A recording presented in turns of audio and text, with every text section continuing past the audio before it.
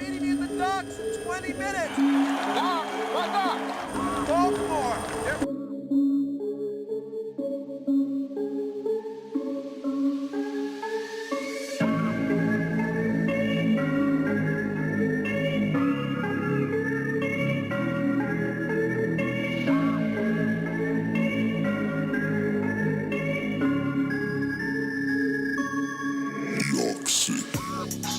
Half the power in New Orleans Stadium, the Superdome here, is out. In almost a perfect semicircle. Jennifer Hudson started things off with a touching nod to the Newtown Massacre victims, singing America the Beautiful with Sandy Hook Elementary School's choir.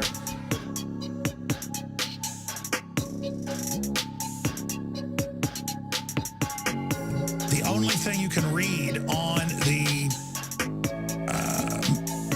map from Cybertribe Network from a clip from the film is Sandy Hook.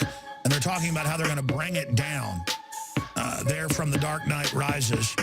Josephine Grace Gay turned 7 just 3 days before her life was tragically cut short.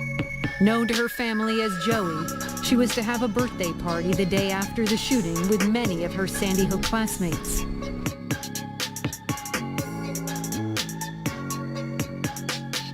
Today's Boston Marathon was in part a memorial to the victims of the mass shooting at Sandy Hook Elementary School in Newtown, Connecticut in December. 20 students and 6 educators, of course, were killed in the Sandy Hook shooting. And the 26th mile of the marathon today was dedicated to the memory of those 26 victims. A team from Newtown, Connecticut ran today in their honor. Watch.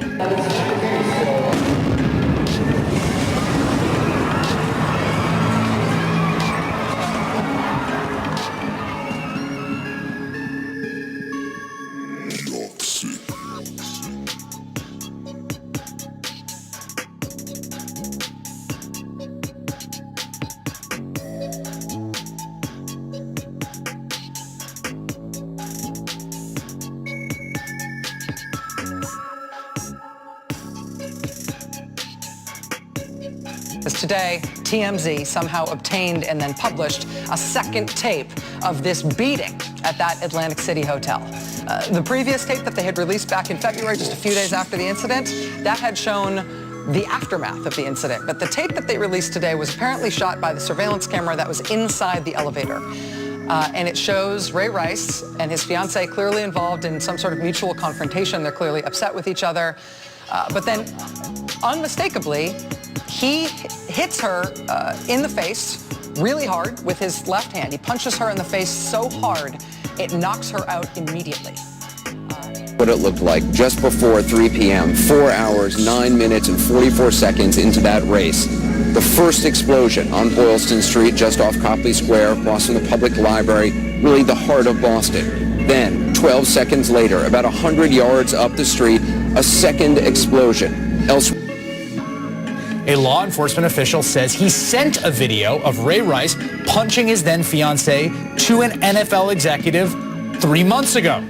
The person played the Associated Press a 12-second voicemail from an NFL office number on April 9th, confirming the video arrived. Because it's very significant. You released a story that has rocked the NFL because you say a law enforcement official sent a video of Ray Rice punching what was then his fiancée to an NFL executive months ago. You say there's a 12-second voicemail from an NFL office back in April, on April 9th, confirming that the video arrived, and you heard it. You say a female voice says thanks, and quote, "You're right, it's terrible." Now, the NFL, of course, Rob, has said they have no knowledge, those are their words, no knowledge of this, but are looking. But more information has not led, though, to any more clarity as far as how this 25-year-old suspect, Freddie Gray, broke his neck after Baltimore police arrested him. This is back on April 12th. He died a week later. Now, as we mentioned a second ago, the department had...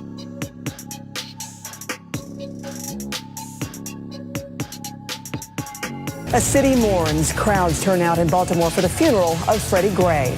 Plus, he's accused of opening fire inside a crowded movie theater. The trial of James Holmes begins this hour. Will the jury believe claims of insanity? Also coming up.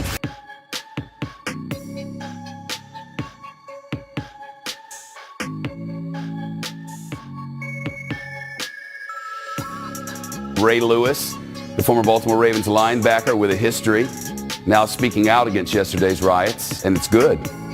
Violence is not the answer. Violence has never been the answer. Freddie Gray, we don't do nothing for him doing this. Good morning, Carol. Yeah, we're on the parking lot of M&T Stadium. It's where the Ravens play. Just a little bit of a backdrop to show you the kind of police and military people power that's been brought out by the Freddie Gray case. The New Jersey Task Force 1, we've got the National Guard behind us, just a sort of phalanx of law enforcement and military people all out trying to keep the peace. Now, what do we know about the history of Freddie Gray? Well, among the things we know, he and his two sisters filed paperwork in a case involving lead paint exposure, alleging that they were harmed by it apparently between 1994 and 1999.